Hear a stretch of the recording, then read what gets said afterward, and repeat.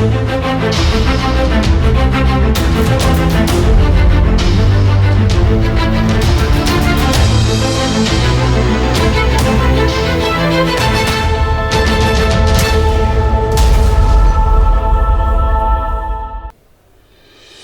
Next generation news channel में आप सभी का स्वागत है। मैं हूं आपके सामने सपना सिंह। आज आप देखेंगे मेरे साथ पुणे के दिन भर की सारी खबरें। पुणे के डॉक्टरों का कहना, कोविड अस्पतालों ने 2 महीने से नहीं दिया कोई वेतन। 2 महीने के लिए डोंबिवली के बाज आरआर कोविड अस्पताल की गहन देखभाल इकाई आईसीयू में काम करने वाले पुणे के एक डॉक्टर ने निजी अस्पताल के प्रबंधन द्वारा वेतन का भुगतान नहीं करने और अचानक समाप्ति की शिकायत की है। कोविड-19 का परीक्षण करने वाले डॉक्टर का पिछले 8 दिनों से उल्लासनगर के एक अस्पताल में इलाज चल रहा है। कल्याण डोंबिवली नगर निगम केडीएमसी के आयुक्त विजय सूर्यवंशी को लिखे पत्र में उन्होंने कहा, मैं 3 मई को डोंबिवली के कोविड अस्पताल में शामिल हुआ और 28 जून को बिना किसी पूर्व सूचना के समाप्त कर दिया गया। उन्होंने 15 जुलाई तक 2 महीने का वेतन देने का आश्वासन भी दिया, लेकिन आगे कोई संवाद नहीं हुआ। जब मैंने अस्पताल प्रबंधन से पूछा तो उन्होंने मेरा मेडिकल पंजीकरण रद्द करने की धमकी दी।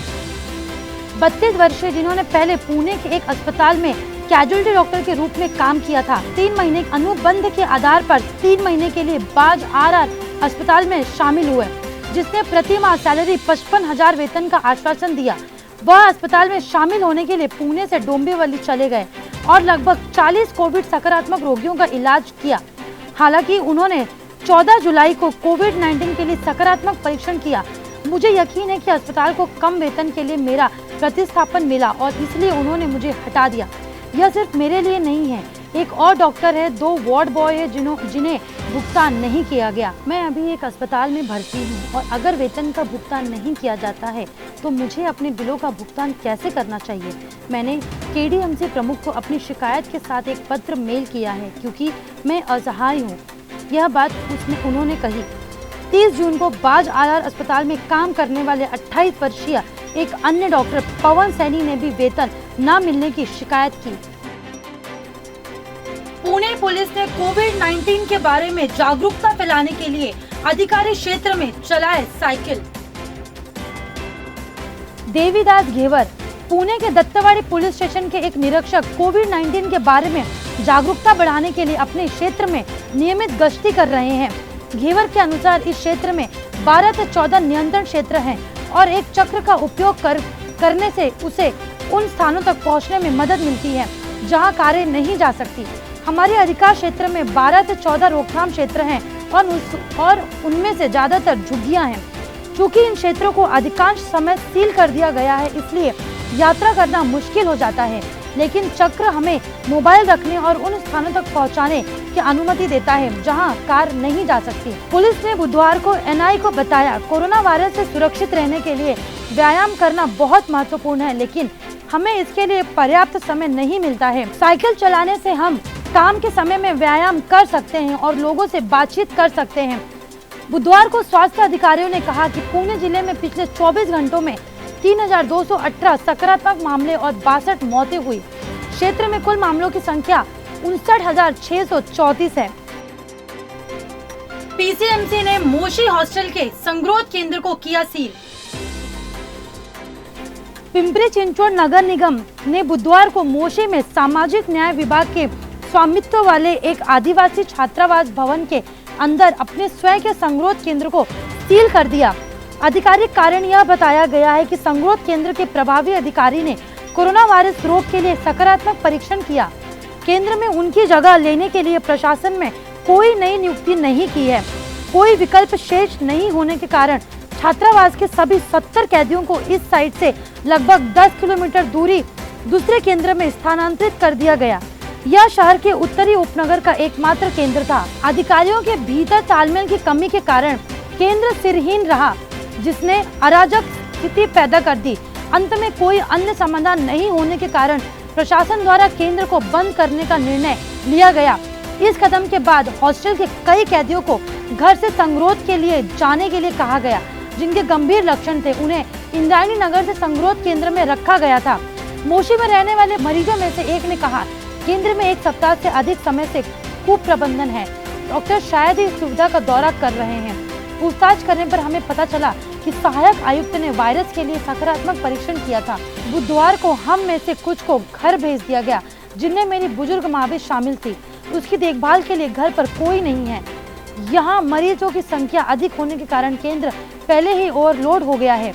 कोविड-19 के केंद्रों के बीच तालमेल बिठाने वाले पीसीएमसी के प्रशासकीय अधिकारी दिलीप अधिकारी ने कहा, इस सुविधा को चलाने वाले अधिकारी अनुपस्थिति में नागरिक और चिकित्सा कर्मचारियों का उचित प्रबंधन सुनिश्चित करना मुश्किल हो गया है। कोविड केंद्र की बढ़ती संख्या के साथ हम कई अन्य केंद्रों पर भी प्रशासन के अधिकारी की कमी का सामना कर रहे हैं। फेल छात्रों के लिए आई अच्छी खबर, परीक्षा पास करने का फिर से मिला अवसर। कोरोना के कारण 9वीं और 11वीं के छात्र कक्षा के आंतरिक मूल्यांकन में असफल रहे। उनके शैक्षिक नुकसान को रोकने के लिए शिक्षा विभाग ने बुधवार को मौखिक परीक्षा आयोजित करने का आदेश जारी किया, जो वास्तव में उन्हें स्कूल में या वीडियो कॉन्फ्रेंसिंग के माध्यम से बुलाया गया था, जिससे छात्रों को बड़ी राहत मिली है। कोरोना परीक्षा उत्तीर्ण नहीं कर सकता था, इसलिए शिक्षा विभाग ने पहले छात्रों को आंतरिक मूल्यांकन के माध्यम से 9वीं और 11वीं की कक्षा उत्तीर्ण करने का आदेश दिया था। इसके अनुसार कई संस्थानों में, विशेषकर कॉलेजों में 11वीं कक्षा के सैकड़ों छात्र फेल हो गए। कॉलेज ने उन्हें 12वीं की कक्षा में प्रवेश से वंचित कर दिया था। सरकार ने बताया कि पुणे के गरवारे कॉलेज के 200 छात्र इसकी चपेट में आए। कई अभिभावकों ने शिक्षा विभाग में शिकायत की थी, हालांकि उन्हें देर होने से राहत मिली है। इस साल के गणेश उत्सव पर भी पिछले साल का ही लाइसेंस मान्य। इस वर्ष के त्योहार में पिछले साल गणेश उत्सव मंडल को दिए गए लाइसेंस को स्वीकार करने के लिए नगर निगम में आयोजित उच्च स्तरीय बैठक में निर्णय लिया गया है। इसके अलावा नगर निगम ने घर में गणपति को विसर्जित करने के लिए जोर दिया है।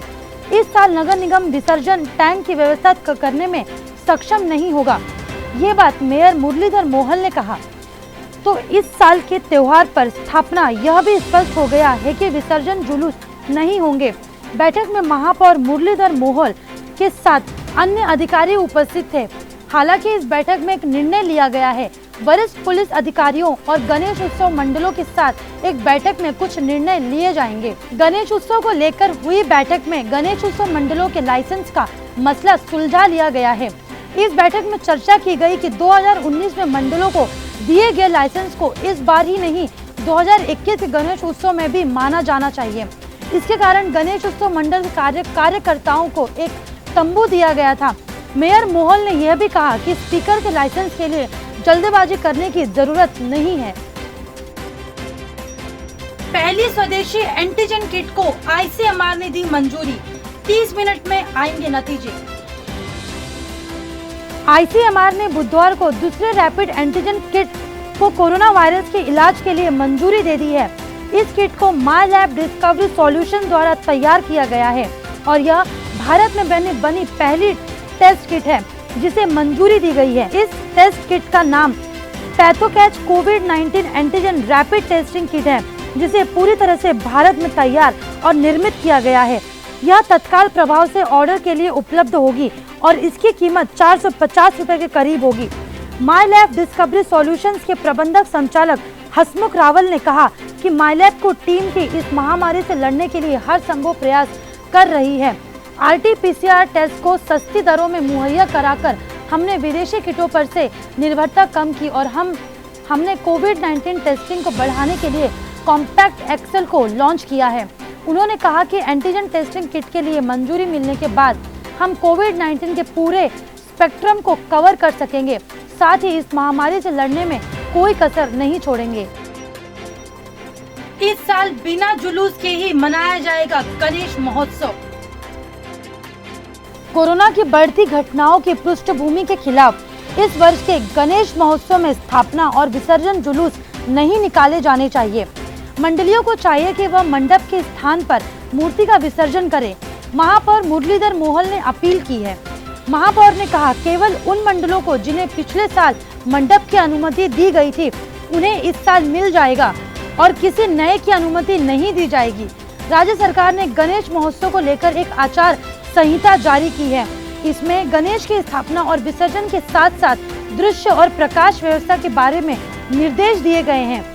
राज्य सरकार ने बोर्डों से अपील की है कि वे फालतू की भीड़ से बचें और यथासंभव ऑनलाइन दर्शन की सुविधा प्रदान करें।